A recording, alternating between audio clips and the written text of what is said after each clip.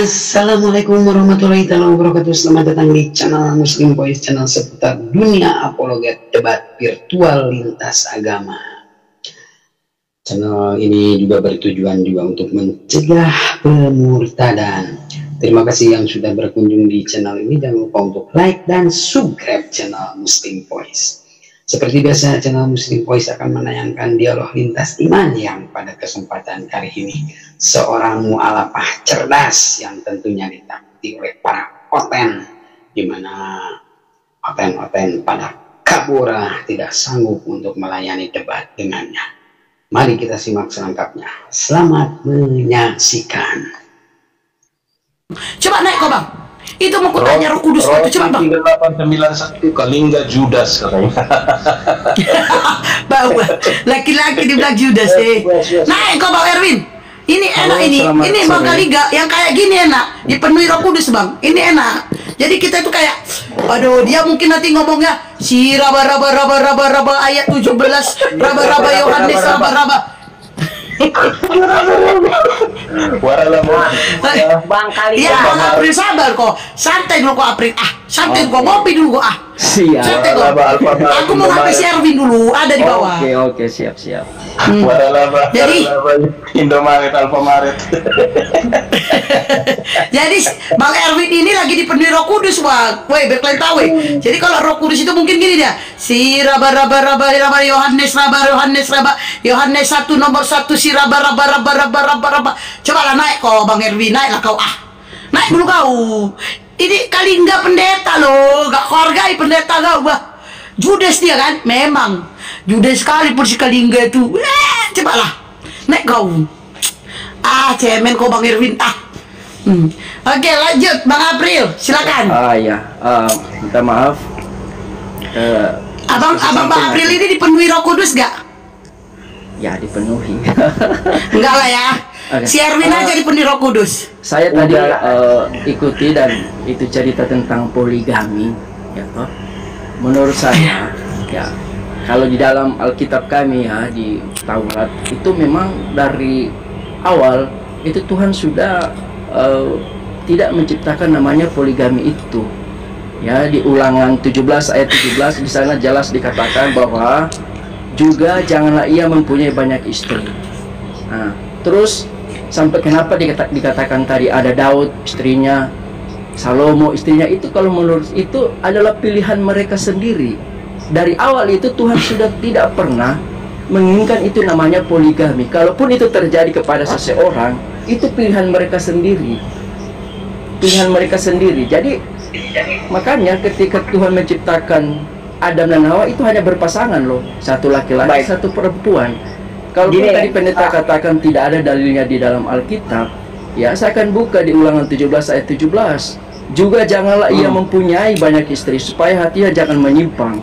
Kemudian lagi di Ulangan 7 ayat 1 sampai 4, ketika bangsa Israel akan menyeberang memasuki tanah Kanaan, itu Tuhan sudah bilang, ya ayat 7 ya, minta maaf ya, 7 1 sampai 4 itu dikatakan janganlah juga engkau kawin mengawini. Itu belum ada raja-raja loh itu di waktu itu. Itu hanya sikap terhadap penduduk di tanah Kanaan sebelum masuk itu disampaikan. Ketika sudah ada raja ya di Ulangan 17 ayat 17, ketika sudah mau bentuk kerajaan itu Israel ya, hukum tentang raja di situ jangan jelas punya itu supaya jangan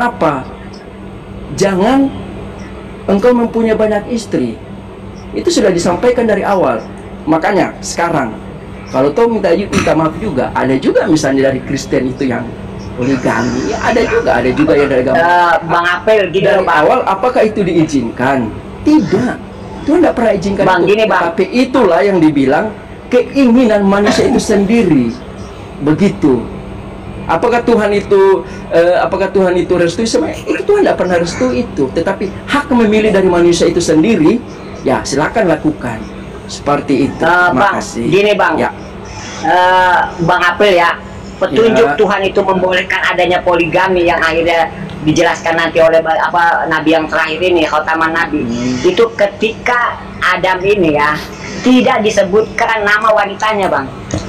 Ya, di seluruh kitab suci yang diturunkan oleh Allah ini ya, dari Zabur, Taurat, Injil hingga Al-Quran, tidak pernah satupun yang menyebutkan siapa nama istrinya Adam, siapa nama perempuannya.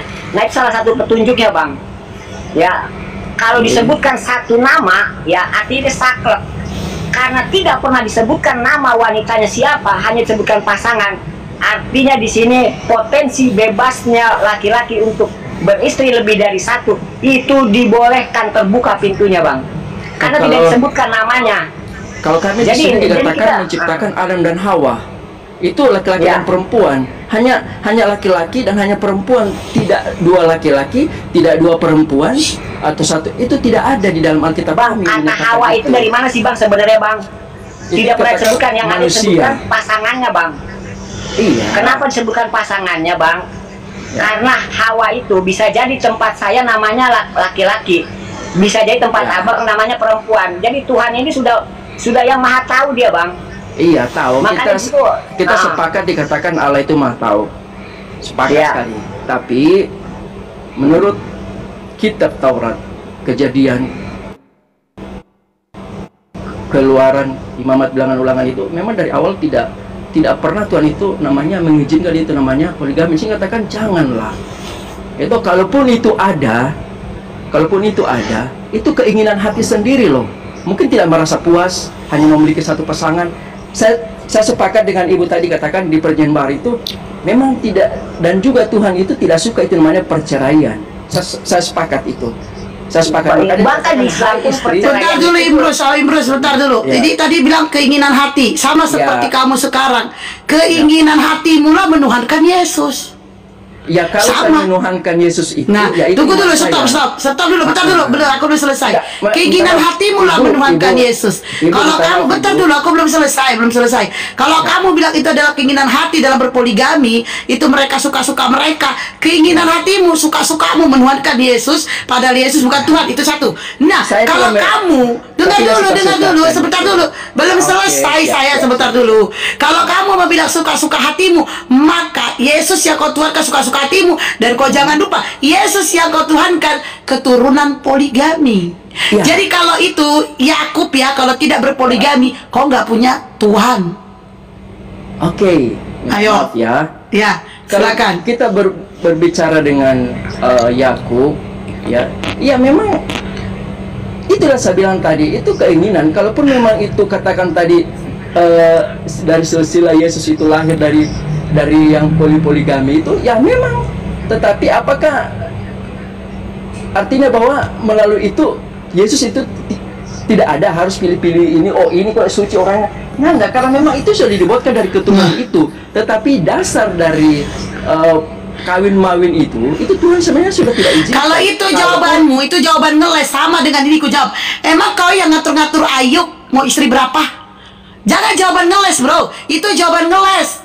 Emangnya Yesus mau tahu dia dari istri dari mamanya siapa yang mau dilahirkan? Emangnya Yesus bisa? Saya juga bisa jawab. Emang kau yang ngatur-ngatur Ayub mau punya istri berapa? Ayo, jangan jawaban kayak gitu. Itu jawaban anak kecil. Istri loh. Di dalam kitab kan Ayub satu istri. Astagfirullahaladzim. Astagfirullah. Kalau Ayub istrinya, astagfirullah. Jangan kau ngejawab kayak anak kecil. Aku pun bisa jawab. Emang kau yang ngatur-ngatur Ayub punya istri berapa? Dalilnya mana? Tunjukkan kalau Ayub astagfirullah. Pak Pendeta, masuk Pak Pendeta. Dia mengatakan Ayub istrinya satu, Pak Pendeta. Ya, Pak Pendeta sekarang tunjukkan mana ayat Alkitabnya Pak Pendeta. Misalnya Pak Pendeta bawa Alkitab, tunjukkan. Pak Pendeta. Ayo, saya mau. Silakan. Ya, berarti kami begini. nanti kok nggak tahu ya, Pak Pendeta nih. Iya. Ayo tunjukkan. Tadi saya dengar Anda menyampaikan teks dari Ulangan. Ya. Nah, tetapi itu untuk siapa itu ayat?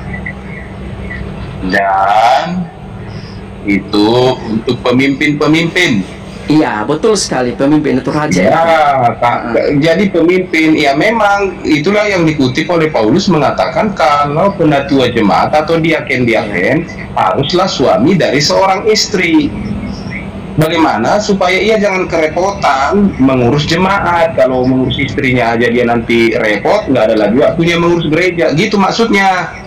Ya kalau begitu juga kan raja, kalau kebanyakan istrinya bisa dia terganggu dalam mengurus negaranya.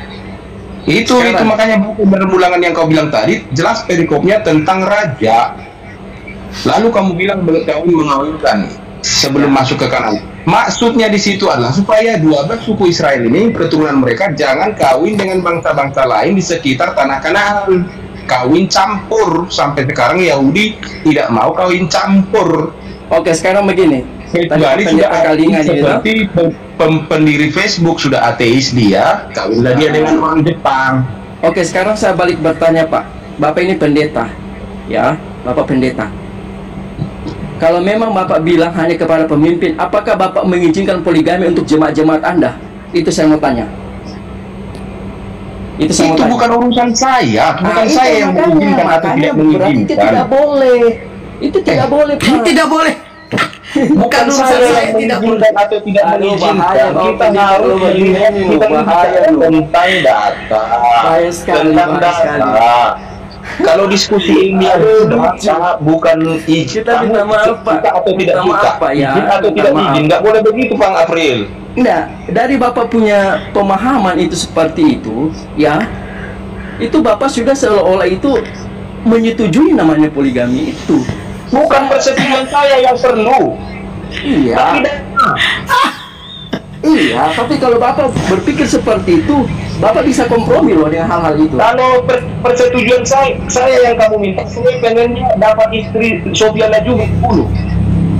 Oh, kalau saya tidak, Pak, saya tetap setia pada satu pasangan, Pak. Nah, itu kau ya itu. Dari pikiranmu nonton juga nya kau. Kenapa? Itu firman Tuhan dari awal itu sudah ya menerapkan itu. Tidak boleh begitu, harus berdasarkan data. Kalaupun kita itu ini ada, bicara Pak, data. itu keinginan diri sendiri, Pak. Keinginan diri Jangan sendiri. bawa Di luar doktrin. kehendak Tuhan. Oke, Pak. Kalau doktrin gereja saya akui nggak boleh. Ya, saya paham, Pak. Ya, minta izin, Bu, ya. Minta maaf. Enggak, sebentar, Bang April. Ya, kabur. Bang April. Kabur. Iya. Tadi Bapak minta naik. Kabur. Ini saya pikir kabur. saya bukan Sebelum kabur Anda dari pergi, ibu. Bang April. Ya, saya tidak kabur dari ibu. Saya cuma kabur dari pendeta ini bahaya sekali. Ini Bang April. Kabur. Udah. Rasa so pinter. Terima Kabur. kasih, Bu, ya. Terima kasih. Ini, Bang. Saya kecewa dengan pendeta seperti ini loh. Iya, enggak, baik. Kabur. Merasa so pinter. Saya nggak peduli Anda mau menanggapi apa, tapi kalau bicara tidak berdasarkan data dari kitab suci, saya lawan Anda siapapun Anda. Baik, Bang Pak Alingga. Kita nggak usah bicara tentang poligami ya di kekristenan itu. Di perjanjian baru itu ada nggak sih ya ketentuan syarat dan prasyarat ya dalam perkawinan pernikahan itu? Bagaimana dia tata cara perkawinan yang disahkan, yang pernah diajarkan sama Yesus ini? Ada nggak? Jadi kalau kita bicara tentang poligami itu boleh atau tidak terlalu jauh ya. Ketentuan aja yang pernah diajarkan sama Yesus ada nggak tertuang dalam Bible ini? Siapa sih dari kitab Matius sampai kitab Wahyu tidak ada tata cara ataupun aturan yang jelas tentang syarat perkawinan, siapa yang boleh dikawini. Kalau di Islam kan ada itu. Ya, tidak satu dan keturunan atau bagaimana ada syarat. Kalau di Alkitab itu tidak ada. Dan memang di doktrin Kristen juga tidak ada, tapi di Katolik ada. Di Katolik itu doktrin mereka itu. Kalau misalnya kalau di Batak itu ada pariban namanya, itu di Protestan boleh dinikahi, di Katolik nanti yang tahu itu kalau di Batak boleh. Itu ada aturan di mereka tentang itu. Jadi itu produk dari tafsir dan doktrin, tetapi tentang teks di kitab suci tidak ada. Kamu hanya boleh menikah dengan orang seperti ini, dari kaum ini tidak ada. Umur sekian baru boleh menikah, tidak ada. Harus begini caranya pernikahan, tata cara pernikahannya tidak ada. Harus bayar ini, harus bayar itu, tidak ada. Nah, tidak ada ya, jelas ya. Semua memakai budaya. Cuman itu ya, Bang Bagalingga. Cuman adat istiadat aja lah ya yang kayak apa namanya itu matupul gitu ya kan, terus sinamot, nah itu cuma di budaya. Iya, martupol itu nggak ada yang kita pemberkatan nikah itu juga neng martupol itu nggak ada itu. Matupul itu gini, pesta muda-mudi sebelum pernikahan. Diadakan matupulnya. Melepaskan masa lajang ya. Nah, Ya, melepaskan masa iya. lajang. Nah. budaya. Sinamot itu mas kawin. Kalau di Batak sinamot itu mas kawin. Jangan dicocok-cocokkan. Nama saja. Berarti yang kalimat yang biasa dipakai para pendeta di dalam gereja itu apa-apa yang sudah dipersatukan. Hupasu mahamunah. Si Esti ini. Ya, apa-apa yang sudah dipersatukan oleh Tuhan kan Pak Pendeta selalu mengatakan seperti apa-apa yang sudah dipersatukan Tuhan tidak boleh dipisahkan oleh manusia. Bukankah kalimat ini diberitakan ketika adanya perceraian? Kok bisa diputar ya? Iya, itu penggunaannya sebenarnya, aduh ada suara nikah.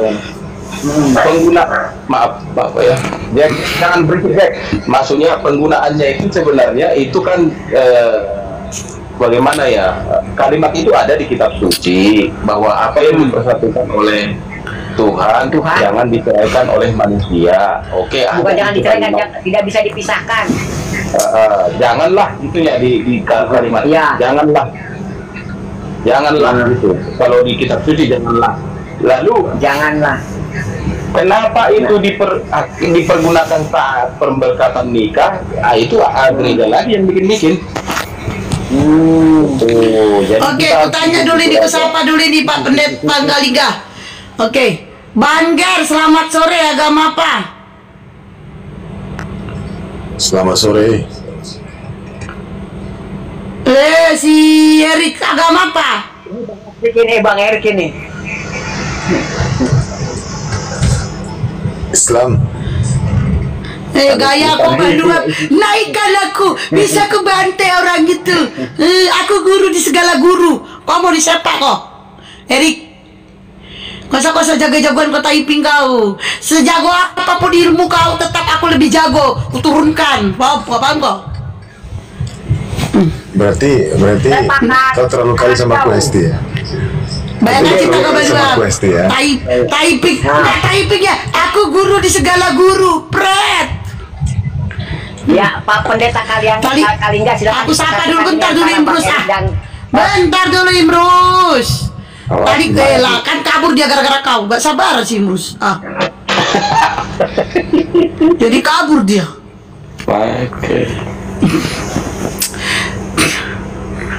Oke, siapa dulu ini? Ya, silakan Agus Seran. Pernikahan atau gimana nih? Bahas yang gimana? Kau mau bahas ketuhanan apa poligami? Kau kalau bahas poligami berurusan sama pendeta kau sendiri. Juga boleh, poligami juga boleh. Mau bahas apa? Itu dari manusia poligami itu, bukan dari Tuhan. Ya udah, begini aja Bang, gitu. kita sesuai tema yang tertulis aja Bang ya. Ya Bang, ya, Bang Agus, Tuhan menjadi manusia. Bang, boleh Bang saya tahu Bang, ketika Yesus itu dicobai oleh iblis Bang, ya. Ini kan Yesus ini waktu dicobai oleh iblis ini dia sebagai manusia atau sebagai Tuhan Bang? Ya setan aja tahu dia Tuhan, makanya dia cobai. Berarti ketika posisinya Yesus dibawa dicobai oleh iblis ini dia tahu ya bahwa ini Yesus ini adalah Tuhan Bang ya. Iya. Kalau begitu Bang, ketika iblis mencobai Yesus dan sebentar Bang, Yesus iblis ini memberikan penawaran ya Bang ya, dibawa ke puncak yang paling tertinggi, baru iblis ini mengatakan kepada Yesus mau ditawarin ke seluruh kerajaan yang ada di dunia ini ya Bang ya, bener nggak? Begitu nggak Bang? Iya, dicoba itu namanya. Nah, kalau begitu Bang, apakah iblis ini bodoh atau bagaimana Bang? Sedangkan dia tahu Yesus ini adalah Tuhan yang punya seluruh kerajaan yang ada di bumi dan di surga. Kok dia mau-maunya ya iblis ini mencobai dan memberikan penawaran yang sudah punya Yesusnya? Ini iblis macam apa nih? Iblis KW-KW apa gimana? Ya, kan iblis kan tahu dia Tuhan, makanya dicobai. Bang, abang kalau mencobai, abang kalau membeli Bang ya. Aduh apa? Sebentar Bang, abang kalau membeli barang itu abang yang sudah punya apa yang belum punya? Dia kan cobai karena dia itu apa namanya? Iya, hak milik Tuhan itu cuma ada. Yesus yang mengenal Tuhan. Katanya cuma Yesus yang mengenal Tuhan. Kok iblis tahu Tuhan? Tuhan itu dia punya hak segala-galanya. Kayak begitu. Makanya dicobailah iblis. Kayak begitu. Ya tapi iblis ini menawarkan seluruh kerajaan loh, Bang. Iya, dia menawarkan. Makanya setan itu bodoh gitu loh. Setan itu bodoh. Udah selesai ya. Berarti setan itu bodoh ya. Kalau setan itu bodoh, iblis itu bodoh. Apakah ini iblis yang sama yang menggodai Adam waktu di surga? Setan itu tahu. Jawab dulu, Bang. Menggoda Adam. Iya, setan itu tahu. Saya tanya, apakah ini iblis yang sama yang menggodai Adam waktu di surga untuk makan buah pengetahuan? Sama nggak ini? Iya, sama. Rujuk ke sana kejadian itu. Nah, setan itu tahu. Bang, kalau dia sama, Abang nggak bisa bilang bodoh loh. Karena dia sudah berhasil menggoda nenek moyangnya loh. Nenek moyangnya manusia loh. Kok Abang bisa bilang bodoh? Setan itu tahu Tuhan ciptakan Adam dan Hawa. Ya, jadinya tolong bukakan setan data itu di Ayub 1 nomor 7 Hes. On cam ya. Ayub 1 nomor 7. Tadi saya udah buka itu Ayub 1 nomor 7 tadi itu. Gimana Bang? Silakan Bang Erik, silakan. Dia mau on cam dia. Ya lanjut aja, lanjut. Aku diam dulu. Enggak, dibuka aja dulu datanya Ayub 1 nomor 7 sambil kau uraikan aja. Izin host, Ayub 1 nomor 7 host. Ini ya, mana tadi Ayub?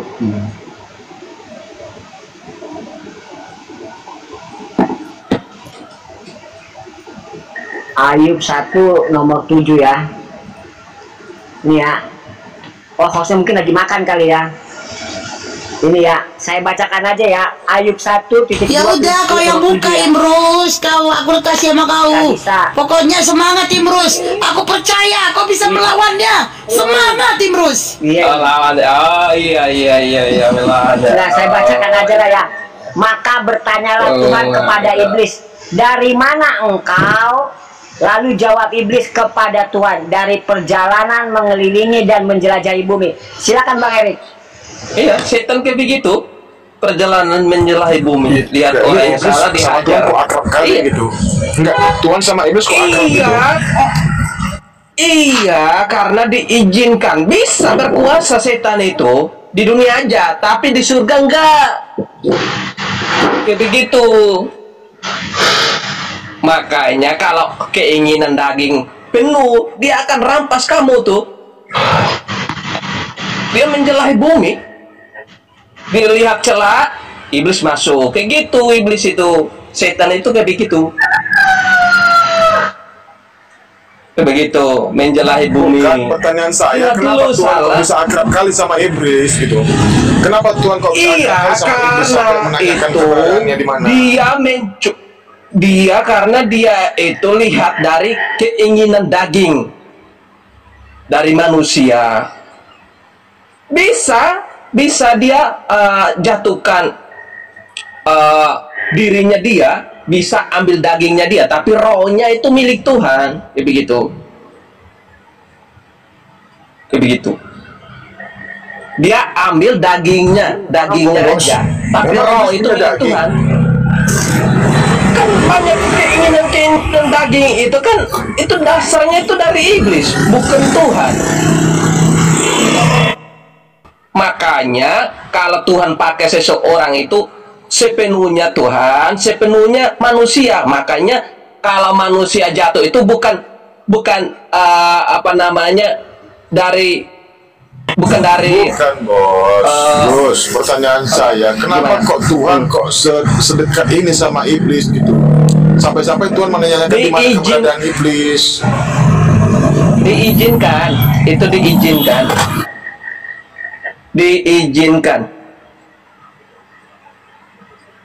Karena diizinkan. Begitu loh.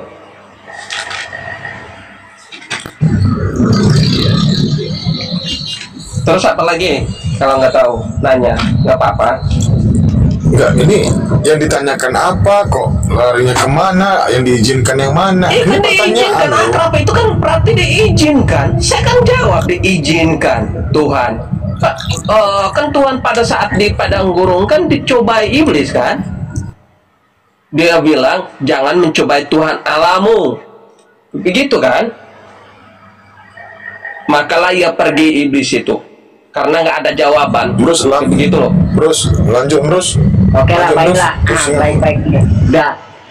Bang, itu yang di apa yang di Matius yang itu yang kan ada kalimatnya ya pada hari terakhir Yesus berterus terang nih Bang ya. Mungkin Abang udah sering dengar ya. Ini saya mau apa kepastian dari orang-orang Kristen ini ya. Saudara Kristen ini, Saudara Agus ini, menurut Abang itu di situ penekanannya itu ke siapa Bang? Nyala kalian para pembuat kejahatan. Ke siapa? Ya. Ke siapa Bang itu? Siapa yang buat pembuat kejahatan ini siapa? Dia gini. Pada saat bagi semua orang siapapun, bagi semua orang, kamu salah, dihakimi lu. Kalau bagi semua orang, iya makanya inyalah.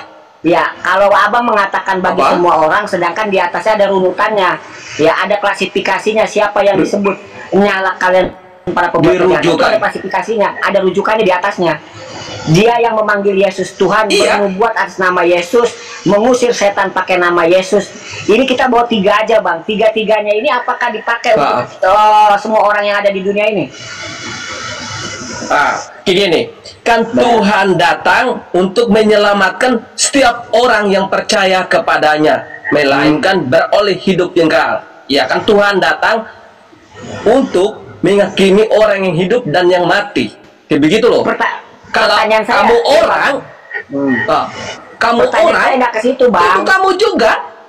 Iya, pertanyaan saya nggak ke situ. Yang tadi nyala kalian para pembuat kejahatan, sebelum sampai kepada itu ada klasifikasinya. Ada konteksnya di atasnya itu ya. 3 aja yang dibawa. Matius yang memanggil Yesus yang nabi-nabi palsu itu ya. Yang bernubuat, iya itu betul. Yang bernubuat pakai nama Yesus. Iya. Banyak kalau manusia bisa bernubuat. Bisa itu siapa yang pakai itu siapa, mengusir setan-setan dalamnya, namanya dia. Yang biasa mengucapkan kalimat itu siapa Bang? Iya, bawa-bawa nama Yesus, kayak gitu loh, kayak begitu. Iya. Yang penting manusia aja.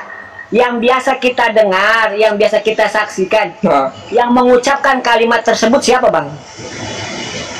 Iya, yang bawa-bawa nama Yesus itu, ini Yesus itu bukan Tuhan. Itu dihajar sama dia. Pertanyaannya siapa? Siapa orangnya? Siapa manusianya? Siapa kelompoknya? Manusia, kamu orang bukan? Iya, saya orang. Saya bilang semuanya. Kalau semuanya, apakah Abang pernah dengar saya pernah bernubuat pakai nama Yesus, mengusir setan pakai nama Yesus? Iya, kalau kamu bukan, saya ngomong sama kamu tuh kamu manusia bukan? Saya manusia. Iya. Kalau kalian itu kalau di Kristen ya, dia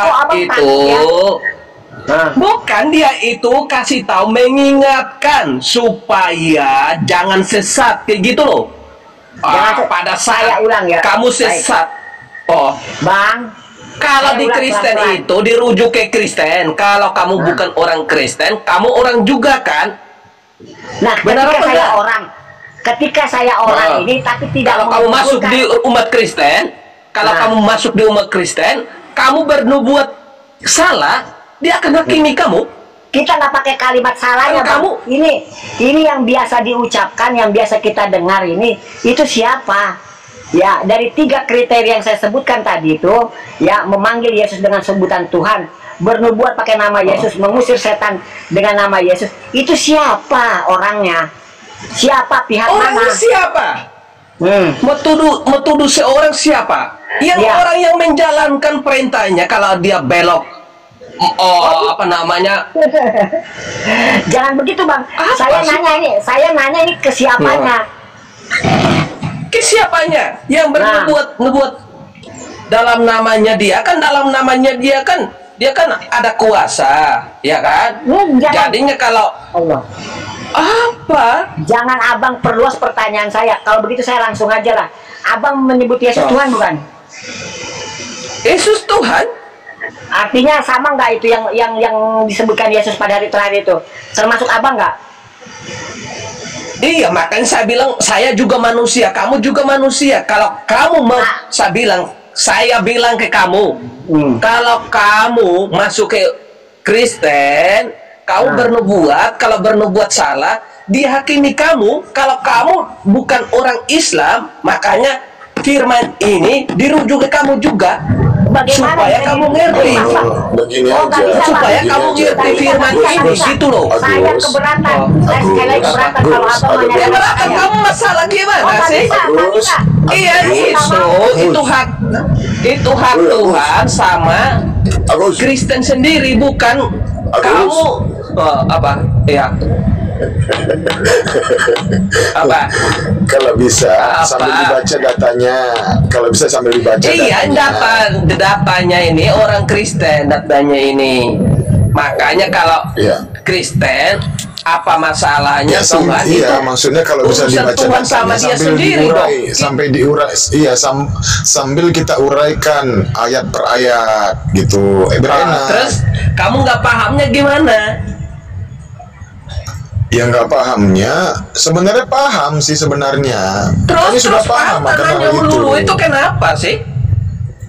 Ya karena Kenapa nanya melulu? Itu suatu nanti iya, ini itu data pikirannya itu data pikirannya yang ini lah, yang D ini ya, pikirannya di gini. Ini Tuhan orang Kristen itu ngeri loh. Sampai dia nggak tahu orang Kristen bilang mau nyala daripadaku semuanya pembuat kejahatan. Itu ngeri sekali. Kok Tuhannya kayak begini? Pasti pikirannya begitu. Iya apa enggak? Tidak. Karena dia tidak mau disebut seperti itu. Terus kenapa nggak Karena dia tidak mau di disebut situ? seperti itu. Bukan Iya, karena kan? dia tidak mau disebut seperti itu. Disebut kayak begitu supaya kalau dalam Kristen itu supaya mengingatkan supaya kalau kamu melenceng Tidak ngeles ini. firman Ini ini asumsi. kena di kamu. Itu asumsi. Gimana? Tidak. Orang asumsi kok. Coba kalau Apanya? mau tahu itu topiknya Bukan apa gitu. asumsi, ini benar. Karena kita ngomong Iya. tentang firman Iya, ini. kalau kau tahu data itu, Itu pakai kalau kau data tahu gitu data loh. itu tentang hal apa? Itu tentang hal apa? Tentang hal apa Tentang itu? Gus? bernubuat, usir setan dalam itu nama kau dia. nggak tahu. Coba, makanya kau buka datanya, Apa? buka datanya, buka dulu datanya. Kamu buka data lah. Kamu Di mau mana tadi buka Bang? Coba data, kasih tahu buka Mulus. data. Di Matius. Coba Murus, Matius berapa? Murus? Yes, Terus? saya bacakan ya Matius 7:21 ya. Bukan setiap Dari orang yang 15-nya, dari 15. dari 15. Pengajaran yang sesat itu loh. Ya, Ya. Matius 7 Yang dan sesat 15. itu di luar kebenaran itu sesat namanya. Kalau di dalam kebenaran bukan sesat. Di luar dari kebenaran Begitu loh namanya pengajarannya. sesat. Ya, Ya, kau sudah buka data Ini terus. hal pengajaran yang sesat. Ini Iya, saya agak betul. Sesat datanya, itu. kan? Oke. Bukan lah. Bang Agus, sebentar Bang ya. Soalnya sebelumnya ini udah sering sekali dibawa sama Bang Juma ya. Saya hafal betul dah ya kan, dari nada intonasinya udah ketahuan banget dah kalau mau ngelesnya. Saya bacakan dari Matius 7. Ngeles gimana? Orang nggak ngeles ini. Nanti Ini ngelesnya kasih apa paham. akan Ya, silakan dijelaskan sama gitu Bang loh. Eri. Iya, Ya, harus saya dibaca, bacakan. Kamu harus bilang dibaca. kita ngeles, ya udah di situ bilang bahwa Ya, ngeles. Bang Agus, saya bacakan dulu, nanti ngelesnya ntar diterangkan sama Bang Erik ya, saya bacakan aja ya. Matius ya, waspadalah terhadap nabi-nabi palsu yang datang kepadamu dengan menyamar seperti domba. Tunggu dulu. Nabi palsu Beliau itu itu siapa? mengucapkan- Jelasin semuanya. Iya, dia mengucapkan kata-kata itu di mana, pada saat kapan gitu. Silakan Bang Agus.